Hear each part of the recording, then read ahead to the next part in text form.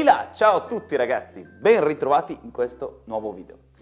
Oggi volevo parlarvi di un argomento che secondo molti è un po' banale, ma secondo me non lo è poi così tanto, nel senso che nasconde più di un segreto. Sto parlando del motore delle moto. Dato che l'argomento è lungo e piuttosto complesso, ho deciso di dividerlo in più puntate, quindi questo sarà il primo video della serie Il motore. Poi nelle settimane successive arriveranno gli altri. Mi scuso in anticipo con i più tecnici, ma userò un linguaggio molto semplice, quindi probabilmente ci sarà qualche inesattezza, ma è per il bene di tutti perché almeno cercherò di far capire a tutti come funziona un motore. Ok, partiamo. Innanzitutto, che cos'è un motore? Di fatto è una macchina capace di convertire energia termica in energia meccanica. Detta un po' più semplice, il motore trasforma il calore in una forza e poi in un movimento. Questo movimento si trasforma da quello verticale del pistone che scorre dentro al cilindro a quello rotatorio dell'albero motore. In altre parole, l'albero motore gira grazie alla spinta del pistone e il movimento viene poi trasmesso alle ruote grazie al cambio, alla frizione e infine la trasmissione finale. Ma da dove arriva questa spinta? La spinta arriva da una vera e propria esplosione della miscela aria e benzina, racchiusa tra la testa del pistone, che viene chiamata cielo, e la testa del cilindro. Questa è la camera di combustione. Combustione che avviene grazie alla candela, che scocca una scintilla ogni volta che il pistone si trova nel punto più alto. Ho fatto un semplice schemino per essere più chiari. L'esplosione della benzina crea un'altissima pressione, che spinge letteralmente il pistone verso il basso. La biella sotto di lui quindi preme sulla manovella dell'albero motore, proprio come la gamba di un ciclista, che spingendo verso il basso i pedali fa ruotare la corona. Ok, questo è lo schema principale. Un giro, un'esplosione, giusto? Non è proprio così. Nei motori cosiddetti quattro tempi, ogni ciclo è costituito da 4 fasi. Aspirazione, compressione, scoppio e infine scarico. Ogni fase ha una durata ben precisa, che per semplicità viene quantificata in gradi di rotazione dell'albero motore. Se un giro completo quindi dell'albero motore è di 360 gradi, ognuna di queste fasi è di 180 gradi. Ora, se sommiamo le 4 fasi, che durano 180 gradi ciascuna, otteniamo però 720 gradi. Ed è corretto che sia così, perché ogni esplosione in realtà fa compiere 2 giri all'albero motore. La prima fase quindi, che dura 180 gradi, è la fase di aspirazione. In questa fase il pistone sta scendendo e crea un forte effetto di depressione nella camera di combustione. Significa che il pistone scendendo aspira. Già, ma aspira che cosa? Sopra, nella testa del cilindro, sono posizionate 2 valvole, una di scarico e una di aspirazione, che possono letteralmente aprire o chiudere la camera di combustione. Durante la prima fase la valvola di aspirazione è aperta.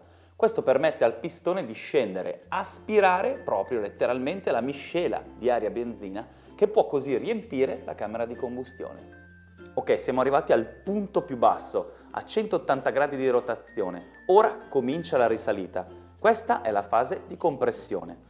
È molto importante che le valvole siano chiuse in questa fase, perché ovviamente il pistone salendo così può comprimere la miscela di aria e benzina.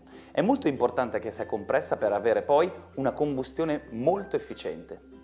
Il pistone sale, sale, sale fino al punto più alto e qua, bang, avviene la vera e propria esplosione. È iniziata la fase di scoppio. Per altri 180 gradi il pistone scende verso il basso ed è qui che l'energia termica si trasforma in energia meccanica. Anche in questo caso ovviamente le valvole devono essere chiuse. Ok, il pistone spinge, spinge, spinge, spinge fino al punto più basso fino a che comincia di nuovo una risalita. È iniziata la fase di scarico, gli ultimi 180 gradi. La valvola di scarico è aperta in questo caso perché i gas combusti, oggetto della combustione appunto, devono essere espulsi. Giunto di nuovo in cima, il ciclo ricomincia di nuovo dalla fase di aspirazione, dopo aver compiuto, come abbiamo visto, 2 giri dell'albero motore. Ora abbiamo parlato di valvole che si aprono e si chiudono, ma non abbiamo spiegato come fanno. La cosa bella di un motore è che una volta avviato si autoalimenta, basta continuamente rifornirlo del suo carburante, ossia la miscela aria e benzina, poi fa tutto da solo. E così è anche per le valvole. Le valvole infatti prendono il movimento direttamente dall'albero motore. I progettisti delle varie aziende sfruttano diversi metodi, diverse tecnologie per trasferire il moto dell'albero motore su fino alle valvole posizionate in alto. Insieme di tutti gli organi meccanici che servono a far movimentare le valvole viene chiamata distribuzione e può essere di diversi tipi. C'è quella desmodromica tipica dei motori Ducati, c'è quella ad aste bilanciere invece utilizzata nei motori dell'Harley Davidson, eccetera, eccetera, eccetera. Ma per approfondire la distribuzione ne parleremo in un altro video. L'accensione della candela invece è comandata dalla centralina, che è estremamente precisa e così deve essere perché l'accensione della candela è un parametro veramente fondamentale. Tanti anni fa però le centraline non c'erano, si utilizzava un sistema meccanico attraverso il rinomato spinterogeno. Bene, questo era il funzionamento ideale di un motore. Nella realtà però ci sono tantissime complicazioni che i progettisti devono affrontare, tantissimi parametri da scegliere come il numero dei cilindri, la disposizione dei cilindri, il rapporto corsa-lesaggio, la forma della camera di combustione, insomma ne hanno davvero di ogni. Tutte cose molto complesse che però affronteremo una ad una nella serie dei prossimi video. Se il video vi è piaciuto, mi raccomando, vi ricordo di cliccare mi piace, condividere e soprattutto di iscrivervi al canale perché a breve arriveranno anche gli altri video sulla tecnica del motore dove andremo un po' più a fondo. Ah, e non dimenticate di cliccare sulla campanella per ricevere gli avvisi. Alla prossima, ciao!